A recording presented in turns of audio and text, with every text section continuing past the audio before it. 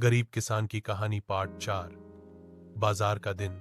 जो फसल बची उसे लेकर रघु बाजार गया। धान के दाम बहुत कम थे। व्यापारियों ने मिलकर दाम गिरा दिए थे।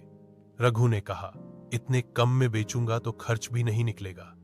व्यापारी बोला, बाजार का भाव है, लेना है तो लो। मजबूरी में रघु ने कम दाम पर फसल बेच दी। कर्ज चुकाने के बाद उसके पास लगभग कुछ नहीं बचा। हार के करीब एक शाम रघु नाले के किनारे बैठा था। मन में अंधेरा था। तभी गोपाल की आवाज आई, बाबा आप यहां हैं, मां बुला रही है।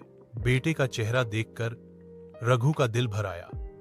उसने सोचा, हार मानना उसका काम नहीं। वह खड़ा हुआ और मन में ठान लिया, जब तक सांस है लड़ूंगा। नया रास्ता। कुछ दिन बाद कृषि अधिकारी गांव आए। उन्होंने बताया कि सरकारी योजना के तहत कम ब्याज पर हण और नई तकनीक उपलब्ध है। रघु ने नाम लिखवा दिया। उसने अपनी जमीन के एक हिस्से में सब्जियां लगाईं, लौकी, बैंगन, टमाटर। अगले मौसम में धान की पैदावार सामान्य रही, लेकिन सब्जियों से अच्छी आमदनी हुई। रघु ने इस बार महाजन से कर्ज नहीं लिया, सहकारी बैंक से कम ब्याज पर ऋण लिया। धीरे धीरे उसका कर्ज कम होने लगा।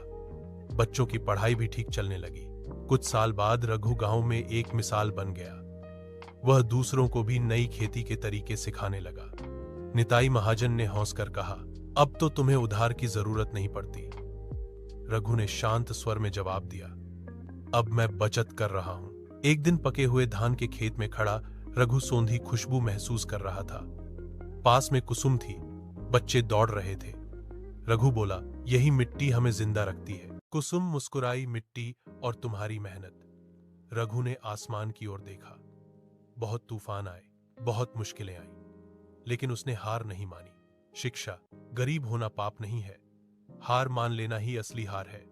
जैसे मिट्टी को मेहनत चाहिए, वैसे ही सपनों को हिम्मत चाहिए।